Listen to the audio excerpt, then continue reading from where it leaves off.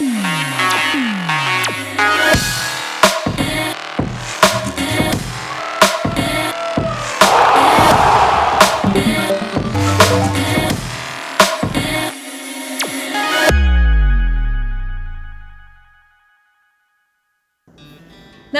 आई ग्रास्पर्स, आपके साप्ताहिक समाचार कैप्सूल में फिर से स्वागत है।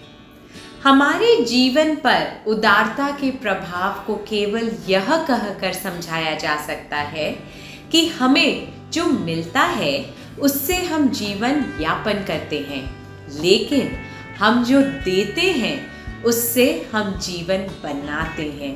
तो चलिए सबके प्रति उदारता का भाव रखें। आज के समाचार के मुख्य आकर्षण हैं यूके में स्कूलों के 12 से 15 साल के बच्चों के लिए कोविड-19 वैक्सीन, संयुक्त राष्ट्र संघ की सेंटर स्टेज पर बीटीएस, सिस्को ने भारत तथा सार्क रीजन के लिए पहली महिला को प्रेसिडेंट के रूप में नियुक्त किया, प्रिंस विलियम द्वारा शुरू किए गए अर्थ शॉट प्राइज के लिए तमिलनाडु की 14 साल की फाइनलिस्ट, स्पेन के कनेरी महाद्वीप में भयंकर ज्वालामुखी फटा, साउथ पोल के ऊपर बना ओजोन का छेद अब एंटार्क्टिका से भी बड़ा हो गया है, स्पेसएक्स कैप्सूल से स्पेस में गया दुनिया का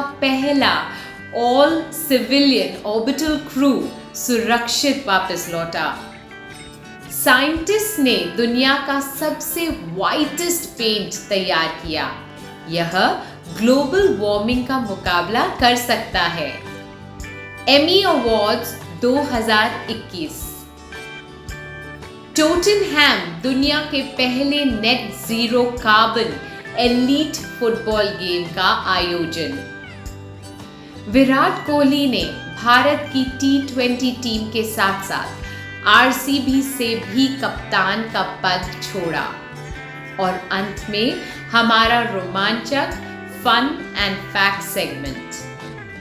चलिए आज शुरुआत करते हैं अंतर्राष्ट्रीय खबरों से। यूनाइटेड किंगडम में इंग्लैंड और स्कॉटलैंड में 12 से 15 साल के बच्चों के लिए वैक्सीन शुरू कर दिया गया है। फाइजर वैक्सीन की पहली डोज के लिए यहाँ लगभग 3 मिलियन बच्चे हैं। सर्दी के महीने शुरू होने से पहले यह काम किया जा रहा है, क्योंकि बहुत अधिक ठंड होने पर यहाँ ये कैंप लगाने का काम मुश्किल हो जाएगा। NHS यानी नेशनल हेल्थ सर्विस द्वारा वैक्सीन बांटने का यह काम किया जाएगा। उन्होंने पहले ही यूके को लगभग 70 मिलियन डोजेस भेजी हैं। भारत में जब भी 18 साल से कम के बच्चों के लिए वैक्सीन शुरू हो तो आप भी ये वैक्सीनेशन लेना याद रखें, ताकि आप और आपके प्रिय लोग सुरक्षित रहें। पूरी दुनिया में एक बड़ी खबर। हाल ही में साउथ कोरिया के पॉप बैंड BTS ने यूनाइटेड नेशंस जनरल असेंबली में परफॉर्म किया। यूनाइटेड नेशंस जनरल असेंबली में आमतौर पर पॉलिसी मेकर्स ही आते हैं, लेकिन BTS के सदस्यों ने वहां केवल परफॉर्म ही नहीं किया, बल्कि दुनिया भर के नेताओं को एड्रेस भी किया। इसे लाखों दर्शकों ने देखा। साउथ कोरिया के इस बैंड ने बताया कि आज के युवा इस महामारी के दौरान कैसा महसूस कर रहे हैं, और साथ यह भी कि वे इस मुश्किल समय में कैसे आगे बढ़ रहे हैं। उन्होंने यह भी बताया कि इससे जलवायु परिवर्तन जैसे सामाजिक मुद्दों के संबंध में जागरूकता आई है। क्या आपने यूनाइटेड नेशंस जनरल असेंबली में BTS के इस परफॉर्मेंस को देखा? आप हमें अपने कमेंट सेक्शन में बताएं कि इनमें से आपका फेवरेट मेंबर कौन है। विश्व की बड़ी IT कंपनियों में से एक सिस्को ने भारत और सार्क रीजन के लिए नया प्रेसिडेंट नियुक्त किया है। हमारे देश में कंपनी के ऑपरेशंस 1995 में शुरू हुए थे। अब डेजी चित्तला पिल्लई को भारत में इसका ऑपरेशन हेड बनाया गया है। इस पद पे वे पहली महिला होंगी। वे स्ट्रैटेजी और सेल्स के साथ साथ ऑपरेशंस और इन्वेस्टमेंट की जिम्मेदारी भी संभालेंगी, ताकि सार्क क्षेत्र में लॉन्ग टर्म ग्रोथ बढ़ाई जा सके। हम आपको बता दें कि सार्क का मतलब है south Asian association for regional cooperation. Afghanistan, Bangladesh, Bhutan, India, Maldives, Nepal, Pakistan और श्रीलंका इसके सदस्य हैं। हम उन्हें उनकी इस नई जिम्मेदारी के लिए शुभकामनाएं देते हैं। तमिलनाडु की तिरुवन्नमलाई की रहने वाली 14 साल की विनीशा उमा शंकर अर्थ शॉट प्राइज के 15 फाइनलिस्ट में से एक है। हमारा ग्रह जिन समस्याओं का सामना कर रहा है उनसे सुलझने के लिए इंस्पायरिंग और इनोवेटिव सॉल्यूशन की खोज करने के लिए पिछले वर्ष अक्टूबर में प्रिंस विलियम ने अर्थ शॉट प्राइज की शुरुआत की थी। विनीशा ने सोलर पावर्ड आयरन कार्ड तैयार की है जिससे पूरे भारत में एयर क्वालिटी को सुधारा जा सकता है। वह हमारे देश से चुने गए 2 फाइनलिस्टों में से एक है। दूसरी टकाचार नामक एक टेक्नोलॉजी है जिससे एग्रीकल्चर वेस्ट को जलाने से रोका जा सकता है और उससे प्रॉफिटेबल गुड्स बनाए जा सकते हैं। हम इन दोनों को शुभकामनाएं देते हैं और हमें इस बात पर गर्व है कि इनके इनोवेटिव सॉल्यूशन से हमारे प्लैनेट को लाभ होगा। स्पेन के कैनरी आइलैंड में ला पाल्मा में कुम्ब्रा विजा वोल्केनो फटा। इसमें बहुत से मकानों को नुकसान हुआ और लगभग 5,500 लोगों को वहां से निकाला गया। स्पेन के प्रधानमंत्री ला पाल्मा में बचाव कार्य देखने के लिए स्वयं वहां गए। अच्छी बात यह है कि अभी तक एक भी कैजुअलिटी नहीं आई है और प्रभावित लोगों की मदद के लिए वहां टेम्परेरी शेल्टर्स बना दिए गए हैं। 50 साल पहले वहां ऐसा ही वोल्केनो फटा था। हम प्रभावित लोगों की सुरक्षा की कामना करते हैं और उनके लिए प्रार्थना करते हैं।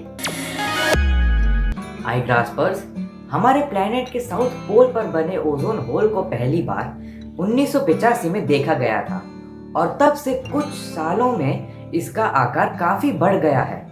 अब ये अपने सबसे बड़े आकार में है। एंटार्क्टिका के ऊपर ये ओजोन होल हर साल बनता है। सितंबर और अक्टूबर के बीच यह सबसे बड़े रूप में होता है। ओजोन लेयर हमें नुकसानदायक अल्ट्रावायलेट रेडिएशन से बचाती है, पर CFC यानी क्लोरोफ्लोरोकार्बन्स के कारण यह होल बढ़ता ही जा रहा है। अब यह एंटार्क्टिका महाद्वीप से भी बड़ा हो गया है। हमें जलवायु के संबंध में जागरूक होने की जरूरत है आई ग्रास्पर्स, ताकि हम अपने प्लेनेट को बचा सकें। SpaceX कैप्सूल से स्पेस में गए 4 लोग 3 दिन के अभियान के बाद वापस लौट आए। ऐसा पहली बार हुआ है जब सिविलियन स्पेस क्रू स्पेस के लिए उड़े और वापस आए। इन यात्रियों ने अपनी इस जर्नी को एक्सिलरेटिंग बताया। इस फुल्ली ऑटोमेटेड स्पेस शटल में इन क्रू को मूवी देखते हुए तथा ग्राउंड कंट्रोल से बातचीत करते हुए देखा जा सकता था। यह फ्लाइट एकदम फ्लॉलेस तो नहीं थी, पर जमीन पर मौजूद ग्राउंड इंजीनियर्स और क्रू की मदद से उन्होंने इस शटल में रहते हुए ही इन प्रॉब्लम्स को दूर कर लिया। नासा ने बताया कि आउटर स्पेस में इंसानों को ले जाने वाली यह शायद सबसे सेफ स्पेस शटल में से एक है। अब शायद यह स्पष्ट रूप से दिखने लगा है कि स्पेस टूरिज्म का जमाना आ गया है। साइंटिस्ट ने दुनिया का सबसे वाइटेस्ट पेंट तैयार किया। यह ग्लोबल वार्मिंग के विरुद्ध लड़ाई में हमारी हेल्प कर सकता है। यह बात काफी स्ट्रेंज लगती है, पर एक्चुअली ये पेंट 98.1% सोलर लाइट को रिफ्लेक्ट करता है और साथ ही इंफ्रारेड हीट को छोड़ता है, जिससे बिल्डिंग के आसपास की हवा ठंडी हो जाती है। रिसर्चर्स का मानना है कि यदि 1000 स्क्वायर फीट के एरिया पर यह पेंट लगाया जाए तो इससे 10 किलोवाट की कूलिंग पावर जनरेट हो सकती है। यह काफी है और जिन देशों में लॉन्ग समर होते हैं वहां यह बहुत हेल्पफुल होगा, क्योंकि इससे आमतौर पर बिल्डिंग्स को ठंडा रखने के लिए एयर कंडीशनर्स की जरूरत कम होगी। आप जरूर मानोगे कि यह बहुत ही इनोवेटिव डिस्कवरी है। टॉटनहम FC ने पिछले रविवार को लंदन में अपने राइवल्स के खिलाफ दुनिया के पहले net zero carbon football game का आयोजन किया। आप यह जानना चाहेंगे कि यह जीरो कार्बन फुटबॉल गेम है क्या? तो सुनिए। इसके लिए क्लब ने कई ग्रीन चेंजेस किए हैं, जैसे खिलाड़ियों को प्लास्टिक की बोतलों के बदले कार्टन्स में पीने का पानी दिया गया। दर्शकों से कहा गया कि वे मैच देखने के लिए साइकिल से आए या पब्लिक ट्रांसपोर्ट का उपयोग करें। और स्टेडियम के अंदर सर्व किए जाने वाला खाना सस्टेनेबली सोर्स किया गया और प्लांट बेस्ड खाने का ऑप्शन भी दिया गया था। पिछले वर्ष टॉटनहम को ग्रीनेस्ट टीम का सम्मान दिया गया था, पर एक्सपर्ट्स यह मानते हैं कि फुटबॉल को सही मायने में ग्रीन स्पोर्ट बनने के लिए अभी और बहुत कुछ करना है। फिर भी यह शानदार शुरुआत है ना ग्रासपर्स। विराट कोहली ने भारतीय टी20 टीम के साथ साथ आईपीएल में रॉयल चैलेंजर्स बैंगलोर से भी कप्तान का पद छोड़ दिया है। नवंबर में होने वाले वर्ल्ड कप के बाद कोहली टी20 के कप्तान का पद छोड़ देंगे। उन्होंने कहा कि अब उनकी उम्र बढ़ रही है, तो ऐसे में उन्हें अपने वर्कआउट का ध्यान रखना होगा ताकि वे कई और सालों तक खेल सकें। आरसीबी के कप्तान का पद छोड़ने के बाद अब उन पर कप्तानी का दबाव नहीं होगा, तो वे अपनी टीम को पहला आईपीएल टाइटल जीतने में मदद कर पाएंगे, पर वे टेस्ट और वनडे टीम में भारत के कप्तान बने रहेंगे। आई ग्रासपर्स, क्या आपको ये सही लग रहा है? नीचे कमेंट सेक्शन में हमें अपनी राय बताएं। दक्षिण कोरिया के रिसर्चर्स की एक टीम ने आर्टिफिशियल स्किन जैसा एक मटेरियल बनाया है जो गिरगिट की तरह रंग बदल सकता है। इस टीम ने यह मटेरियल एक ऐसे स्पेशल इंक से बनाया है जो तापमान के आधार पर अपना रंग बदल सकता है और इसे बहुत ही छोटे फ्लेक्सिबल हीटर से कंट्रोल किया जा सकता है। यह तो माइक्रोमीटर से भी कम मोटा है, जो मनुष्य के बाल से भी पतला है। यह बेहद इम्प्रेसिव इनोवेशन है ना ग्रासपर्स। दुनिया का सबसे बड़ा फ्लोटिंग ऑफिस अब नेदरलैंड्स के रॉटरडैम शहर में है। यह ऑफिस 15 कस्टम बिल्ट कॉन्क्रीट पॉन्टून्स के ऊपर बना है और इसके अपर फ्लोर्स पर तो टेरेस भी है।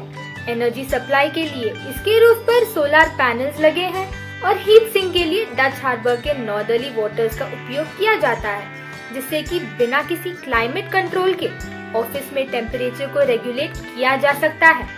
यह ऑफिस मुख्य रूप से क्लाइमेट चेंज के रेसिलियंस के लिए डिजाइन किया गया है और होपफुली यह समय की कसौटी पर खड़ा उतरेगा। इस साल कोविड महामारी के कारण एमी अवार्ड्स छोटे स्तर पर रहे, लेकिन हर साल की तरह इस साल भी कई विजेता थे। चलिए हम आपको इसकी हाइलाइट्स बताते हैं। ब्रिटिश रॉयल परिवार के बारे में एक टीवी शो द क्राउन ने 7 एमी जीते। The Queen's Gambit, Mare of Easttown और जॉन ओलिवर की लास्ट वीक टुनाइट ने भी अवार्ड जीते। सभी विजेताओं को हमारी ओर से बहुत बहुत बधाई। हमें उम्मीद है कि हम उनके ये शो देखते रहेंगे। इस सप्ताह का मुहावरा है अक्ल पर पत्थर पड़ना, जिसका मतलब है बुद्धि भ्रष्ट होना। तुम्हारी तो अक्ल पर पत्थर पड़ गया है जो उस निर्दोष को भी दोषी बता रहे हो। बूझो तो जाने, मुर्गी अंडा देती है और गाय दूध, लेकिन वह कौन है जो अंडा और दूध दोनों देता है? सोचो सोचो। दुकानदार। पहचानो कौन? ये अमेरिकी टेनिस खिलाड़ी एक ऐसी पहली सिंगल प्लेयर है जिन्हें 23 ग्रैंड स्लैम टाइटल मिले हैं। उन्होंने हार्ड, क्ले और ग्रास तीनों सर्फेसेस पर ग्रैंड स्लैम जीते हैं। 4 बार लॉरियल स्पोर्ट्स वुमेन रहने वाली ये खिलाड़ी फोर्ब्स द्वारा दुनिया की हाईएस्ट पेड एथलीट्स में से एक है। आपने सही पहचाना, ये सेरेना चिमिका विलियम्स ही हैं। क्या आपको मालूम है कि सेरेना 2011 से यूनिसेफ गुडविल एम्बेसडर हैं। वे घाना और जमाइका में बच्चों की शिक्षा और बराबरी के अवसरों के लिए लगातार काम कर रही हैं। आप महान हैं सेरेना। क्या आपको मालूम है कि ब्लू व्हेल दुनिया में सबसे बड़े बच्चों को जन्म देती है? केवल ब्लू व्हेल ही सबसे बड़े मैमल नहीं हैं, बल्कि उनके बच्चों का आकार भी बहुत बड़ा होता है। ब्लू व्हेल के बच्चे का जन्म के समय वजन 1360 किलोग्राम होता है, जो एक छोटी कार के वजन के बराबर है। अपनी माँ का दूध पीने के बाद उनका वजन हर रोज 90 किलोग्राम बढ़ जाता है। इन बच्चों की लंबाई 23 फीट होती है, जो एक बड़े अफ्रीकन हाथी की लंबाई के बराबर है। Quiz time. किस महासागर में ब्लू व्हेल या तो नहीं पाई जाती हैं या कम से कम पाए जाने की संभावना है? अपने उत्तर contact@igrass.com पर लिख भेजिए। पिछले सप्ताह के प्रश्न का उत्तर। स्ट्रॉबेरी को नर्सरी से खरीदे गए स्ट्रॉबेरी रनर्स लगाकर उगाया जाता है। भावी युवाओं के लिए भारत के प्रमुख समाचार कैप्सूल iGrass द्वारा आयोजित साप्ताहिक क्विज में सफलतापूर्वक भाग लेने पर स्कॉटिश हाई इंटरनेशनल स्कूल के डेविड अब्रोल को हार्दिक अभिनंदन। यह हमें आज के समाचार सत्र के अंत में ले आता है। कोई भी कभी भी देने से गरीब नहीं हुआ है, तो आइए अधिक उदार बने, क्योंकि एक उदार कार्य में किसी जरूरतमंद व्यक्ति के जीवन में क्रांति लाने की क्षमता होती है। और अपना प्रिय समाचार चैनल iGrass सब्सक्राइब करना याद रखें। नमस्ते।